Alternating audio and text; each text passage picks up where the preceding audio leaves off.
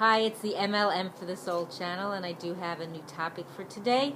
Before I begin, I just would like to say, may the words and expressions of my mouth and the thoughts and meditations of my heart find favor and acceptance before you, Hashem, and some people I thank who have inspired me. I hope they can inspire you as well. We'll have links below this video to their sites. They are Rabbi Shalom Arush, Rabbi Lazer Brody, Rabbi Yosef Mizrahi, Rabbi Eli Mansour, Rabbi Alona Nava, Rabbi Yuval Ovadia, Rav Daniel Asor, Rabbi Alona Nava, if I didn't mention, Nisan Baruch Black, David Sachs, and Rabbi Michael Skobac, Jews for Judaism. Also, there'll be a link below for the first video I did that explains what M.L.M for the soul stands for and what it means and what I'm actually doing. So today is part 8 of the Ramban's Mussar letter from the book A Letter for the Ages. You can see that, Iggeres Ha'Ramban from the Artscroll Series, and I'll have a link also to Artscroll so you can check out all that they offer. So today is day 22 we're up to. So, V'im rashu v'ata ashir o chacham mimenu, chashov b'libcha ki ata chayav mimenu v'hu zakai mimcha, shemhu chotei hu shogeg v'ata mezid. So, again, I have my little chart. And if he is poor, and you are richer or wiser than he, consider that he may be more righteous than yourself. If he sins, it is the result of error, while your transgression is deliberate. So, first paragraph, Rav Chia's counsel. The Talmud relates that Rav Chia told his wife, when you see a beggar approaching the door, don't wait for him to knock. Rather, run out and offer food to him. In this merit, perhaps if your children must ever beg, they will be treated in the same respectful and considerate fashion. So she responded, are you cursing our children that they'll be beggars? He said, no, but it is inevitable that some form of poverty visit every family in the course of history. As it says, Galgal hu shechozer ba'olam. It's a wheel that rotates around the world. So it happens. It's just the way the world goes. If one sees his wealth as tenuous, he equips himself to maintain perspective upon his life. So if you don't attach yourself much to it, you realize that it comes and it goes. Next paragraph, subtle shades of charity. The Pele Yoetz cites a midrash which states that one must stand when a poor man passes by, in acknowledgement that the Almighty himself occupies the steps of the poor, as the psalmist says, Ki amod li min evyon, for he stands at the right side of the destitute. Similarly, the author writes that one should carefully avoid even subtle discrimination against men of lesser means. In personal celebrations, he advises one should avoid allowing seating arrangements to reflect class distinction. So Rav Moshe Feinstein was especially attuned to the psychological effects of his actions in his dealings with the poverty-stricken. So I'm just going to paraphrase the story. So a car pulled up in front of the Mesivta Tiferet Yishalayim, the yeshiva, to take him to an important meeting. And they couldn't wait, they had to delay. And as he was getting in the car, a poor man asked him for charity, and he gave him money. But the beggar still wanted to speak to him, and he started conversing with him, and everyone was like getting impatient, and they were telling him we have to go. But the Rav told them to go away, and so after 10 minutes, he finished the conversation, excused himself, and went in the car. So Rav Moshe explained to the driver that you must understand that to this man the conversation meant more than the money. My mitzvah of tzedakah included showing him that I care about what he thinks and that I'm not too busy to speak to him. So look at that. Like, he was such a great person, and yet he humbled himself and realized that, a person wants to know that you care, not that you just want to give him a few pennies and that's it. Like, he wanted to speak with him, so that he's important enough to converse with him. Next paragraph, sensing the dignity of humanity. Through his conduct, Rav Moshe Feinstein taught that the mentally ill must also be treated with dignity. So, again, I'm going to paraphrase this. So one day he was giving a shir at the Mesivta Tiferet Yishalayim and was interrupted by a man who sat reviewing the Sedra in a loud voice, the Parsha from the Torah. So a student went over and wanted to quiet the man, and the man was not even paying attention to him. And so they told Rav Moshe that maybe they should have him leave the base measures. So he said no, he'll just continue. He would just speak louder. So that's what he did. He continued speaking louder, and the man just continued what he was doing. Another thing he said was that he taught that it's not only Jews whom one must respect. There was an old Russian who worked as a janitor in the yeshiva, and he spoke little English and few paid much attention to him. So one day he had a toothache, this janitor, this Russian, and he had a kerchief around his cheek. So Rav Moshe stopped in the hallway, and he spoke to him in Russian for a few minutes, And when the conversation ended, it said that the janitor walked away happier than anyone could ever remember seeing him, because someone paid attention to him. No one ever did. So it was wonderful for him to have that happen. Next paragraph, a military secret. So Rav Eliyahu Moshe Siskal, I think it's pronounced, it was Rav Moshe's son-in-law. He followed his father-in-law's example of treating all of Hashem's creation with respect. And he befriended a mentally ill man who imagined himself to be a medical genius and a high-ranking army official. The odd Jew enjoyed being addressed as the professor. So I'm just going to paraphrase again the story. This Rav invited the professor to his home, and the professor had a transistor radio. You can imagine when that story was, because transistor radios don't exist anymore, and I don't know if there's a museum for those type of things, but it's definitely a relic or an antique. So he had his radio, and he turned it on to the highest volume, and he kept switching from station to station, and he was, enjoying what he was doing, and figured everyone else was. So the Rav, didn't want to dampen his spirits to turn off the radio, so he had this great idea. Very clever.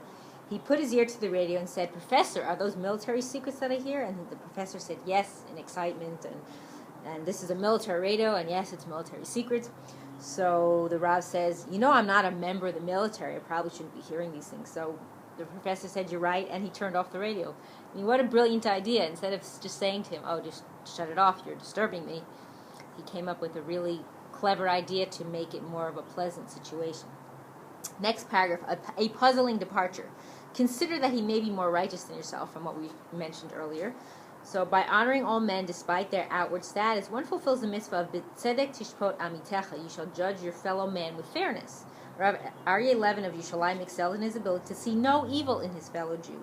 He once related that the following incident helped him to adopt this quality. So this Rav Aryeh Levin experiences. So I'm going to paraphrase this story again. So once Reb Aryeh attended the funeral of a certain Reb Eliezer, a man who had been honest and compassionate distributor of charity, and a man named Reb Shmuel, which was this Reb Eliezer's best friend, who was also in the funeral. And Reb Aryeh, the one who tells the story, was watching in astonishment because this Reb Shmuel left the funeral to go to a flower shop. So moments later he came out with a clay pot, and he went back to join the procession. So Reb Aryeh was really disturbed by this, and he later approached this Reb Shmuel and asked him, why'd you leave your friend's funeral? So he told him the story that years ago he was visiting a Jew that was stricken with leprosy, and I should say 4 years he was visiting him. And he died yesterday, so the doctors at the sanitarium, who weren't Jews, were fearful of contagiousness, so they wanted everything of his to be burned, including the man's pair of tefillin. So he pleaded with the doctors, who agreed to spare them if he could arrange them have them safely buried before noon that day. So in order to satisfy both the medical and halacha requirements, he needed an earthenware container. So that was why he had left to buy the flower pot. So what did Rabbi Aryeh say? He said, "Since that incident, I firmly resolved to judge every person favorably." He didn't know the reason why he left. There was a very good reason, and there you go. Okay, next, day 23. Now, this one was a little bit convoluted on the page. They had some mistakes, so I'm going to have to go to the front of the book here and read it from there, make sure I get it right. So just give me a second to find where I need to be going. Let's see. I'm not finding it. Hopefully I'll find it in a second. In all your words. I'm sorry I didn't do this beforehand. Okay, here we go. So, it goes, B'chol dvarecha u'maasecha u'machshavotecha u'b'chol eit chasho b'libcha kilo ata omed l'fnei HaKadosh Baruch Hu u'shchinato alecha ki kvodo malei olam u'dvarecha yiyu be'ema u'v'yira ke'eved l'fnei rabo v'titbayesh mikol adam v'im yikra'acha ish al tanei b'kol ram rak b'nachat k'omed l'fnei rabo. Okay, so that's where it ends. They just left part of that out, so I wanted to make sure I have that.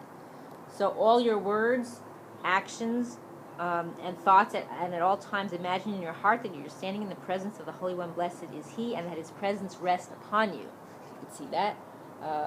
Speak with reverence and awe like a servant stands in presence of his master. Sorry, that was also not on here, so I'm trying to get it all out. And then here, the next part of it is act with restraint in the company of others. If one should call out to you, do not answer with a loud voice, but respond gently in low tones, as one who stands before his mentor. So first paragraph, the keys of restraint. Recognition of Hashem's presence inspires man to lead a lifestyle balanced with restraint. Rav Moshe Isserlis writes the following in his introduction to the Shulchan Aruch. Shiviti Hashem l'negdi tamid. I have set Hashem before me at all times. This principle is the fundamental theme underlying Torah observance and all the lofty accomplishments of the righteous. We do not sit, move, or conduct ourselves when we are at home the same way as we would in the presence of a king. Isn't that the truth? Although we speak as we please when we are with our relatives, we don't act as freely when we are in a royal audience. All the more so, then, should we be careful when we take to heart that we are constantly in the presence of the mightiest of kings, the Holy One, blessed is He. He carefully observes our every action, as it is written, "Can any man hide himself in secret places, so I shall not see him," says Hashem, and that's in Yirmiyah. The ability to feel ashamed of one's actions also indicates the degree which he feels responsible for them. The Talmud writes, "Whomever is bashful will not easily come to sin, but whoever has no shame proves that his forebears did not stand at Mount Sinai." So that's one of the traits that we have, to be bashful. And then it goes on, actually, in the next paragraph to mention that, a national hallmark. The Talmud regards the natural restraint and modesty of the Jew as one of his most outstanding characteristics. 3 fine qualities distinguish the nation of Israel. The Jews are compassionate, Rahmanim, bashful, Baishanim, and performers of kindness, Gomlei Chasadim. Those are the 3. Whoever displays these 3 traits is surely a descendant of Avram, our father.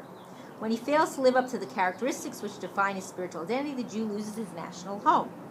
Yerushalayim was destroyed only because its inhabitants had no shame or bashfulness before one another. Pretty strong words. So we have to think about those 3 things: shame, bashfulness, and bashfulness, compassion, and kindness are very important. Next paragraph: the ceaseless breath of life. Ki lo al halechem levado yichye ha'adam, ki al kol motza pi Hashem yichye ha'adam. This is in Deuteronomy. For not only by bread does man live, rather by all that emanates from the mouth of Hashem does man enjoy life. Of course, not literally a mouth; it's just an expression. Indeed, Hashem perpetually vitalizes man's physical and spiritual being. Thus, Reishish Chachma teaches that one who takes his life for granted will not easily succeed in serving his Creator. The years of one's life are not a bequest guaranteed for an extended period of time. Rather, each and every breath of life is a new gift from Hashem. Man must be constantly thankful for the miracle of his existence. When one truly comprehends the extent of his dependency upon the divine, he cannot help but lead a life of modest restraint. So everything, even just me talking and making this video, it's like, wow, Hashem's giving me the ability to do it. It's a gift. It's a gift that I'm sitting here talking to, and then behind me are all these beautiful trees, and that you can enjoy while you're listening to this video. So it's just amazing. Next paragraph: turning inwards, passion's bridle. Rabbi Yehuda ben Tema said, the brazen man heads towards the purgatory of Gehenna, whereas the one who can be shamefaced is destined to enjoy the paradise of Gan Eden. So powerful are the passions in man's heart that only a sense of Hashem's presence can help man to control them. At Har Sinai, the Almighty made His presence vividly known to the Jewish people, and we'll never have that again. Thus, when he weakens, the Jew must turn inwards and attune himself once again to the nearness of Creator. As he does so, his feelings of shame become his most intense merit. Whoever commits a transgression and is then ashamed of it will be forgiven for all his sins. That's in Brachot. So if you're ashamed of what you did, then that's amazing that you can be forgiven of it. But you have to be truly ashamed and embarrassed about it. Last paragraph for this day. Delicate equilibrium. Act with restraint in the company of others. So as the Rambam writes, all character traits, even the most laudable, must be balanced. Although bashfulness and shame can be positive elements of character, they must not be felt excessively. The Mishnah teaches in Avos, Lo habaishan lamed. The student who is excessively bashful will never learn anything. Indeed, many situations call for an assertive response. As in much of life, the Jew must strive to achieve a delicate equilibrium. So yeah, it's important to be bashful, but not about everything. I mean, you're learning Torah, don't be you have to, go away from that. So you have to balance it out. So last day, 24 for today. V'hevei zahir likrot batorah tamid asher tuchal l'chaima asher takum min hasefer techapes asher lamadita im yesh bo davar asher tuchal l'chaimo. So always study Torah I didn't write every word that's on here. Take care to always study Torah diligently, so that you will be able to fulfill its commands. When you rise from study, ponder carefully what you have learned. See what there is in it which you can put into practice. First paragraph, a universal obligation. The Ramban here stresses that without diligent Torah study, it is impossible to live properly as a Jew. The Rambam rules in Hilchos Talmud Torah, every man is obligated to study Torah without exception. It makes no difference whether he is rich or poor, healthy or ill, young or old. Actually, to your last breath. And I think it says that here further on. Even the pauper who lives from alms and begs from door to door must study Torah.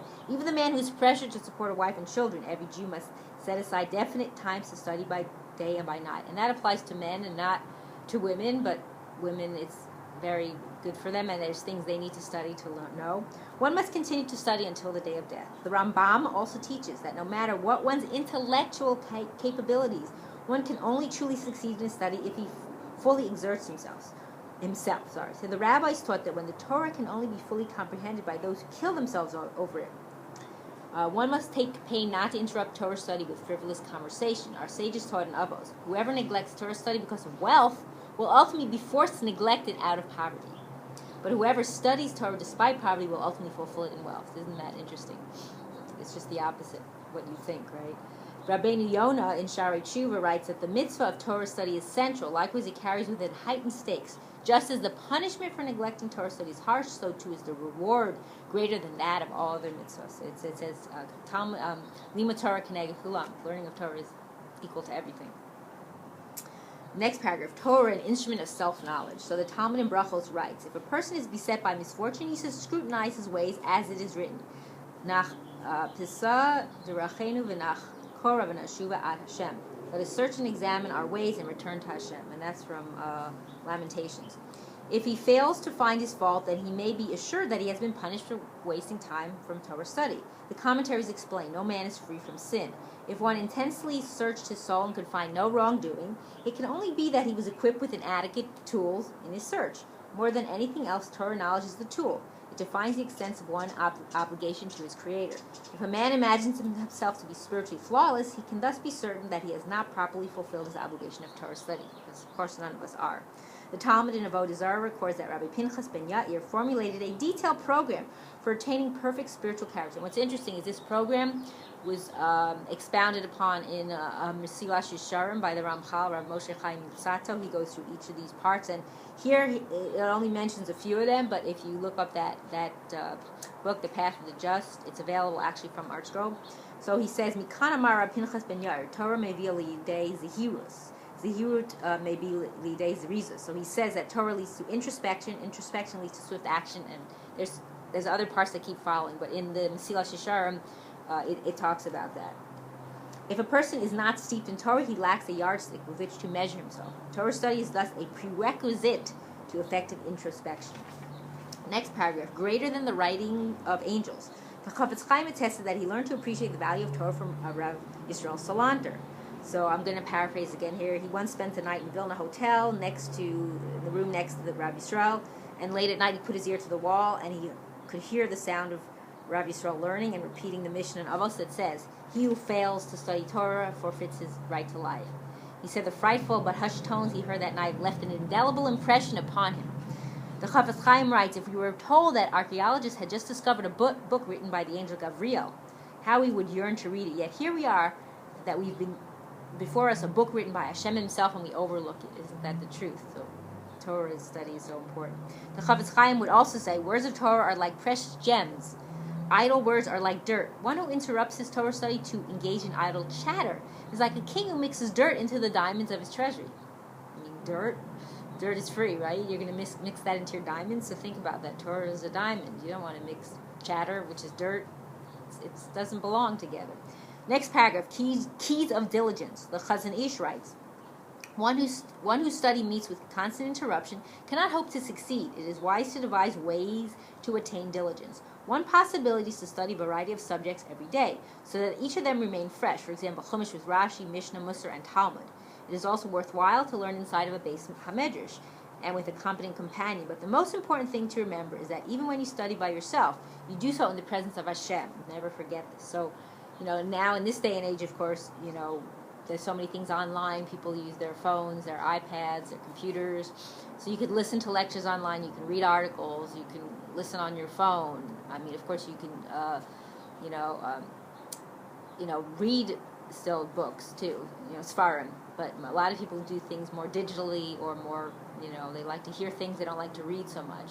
So there's definitely so many options out there, and of course on the internet, it's endless. The lectures you can get, and some of the links that I give below this video for the people who've inspired me, they have their sites with lectures, articles, endless videos, information. It's just amazing that you can keep learning Torah all the time. The last paragraph is called Captains of a Cosmic Voyage.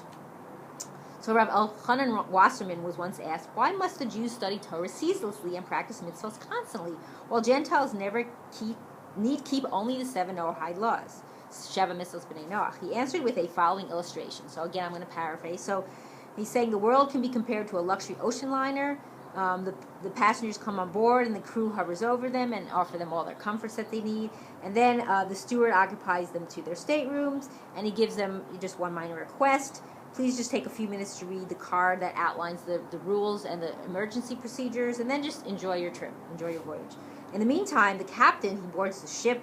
He has all his big cases with all the maps and the charts and the navigation equipment that he needs, and he stations himself at the helm of the ship, and he holds firm to the steering system, and he's always alert to look at the maps and gaze at the sea to spot any danger. So he has stressful days and sleepless nights, and he keeps going on to finally he gets them safely to their port. So during the voyage, the passengers are pampered and the captain is pressured. But when they arrive at their destination, the passengers just depart, and the captain receives all the praise, reward, and recognition. So similarly, explained Rav Elchanan, the earth is a ship journeying through the sea of history. The nations of the world are passengers, while the people of Israel are the captains. Thus, the Jews must diligently study the sea chart, which is their Torah, and use the navigational instruments, which are their mitzvot. Only then can they steer the world on the course toward its final messianic destination. Only then, when the journey ends, will Israel, the captain of the ship, receive her appropriate recognition and reward. So that's a great segue to the closing that I want to say that, yes, so we have to study the Torah and use and do the mitzvot, and that's what's going to help bring about what we're looking, the endless reward that we're going to get in the end, and may we all live and merit to see the coming of the Mashiach speedily in our days and the rebuilding of our everlasting Beis Hamikdash. Amen, and thanks for watching.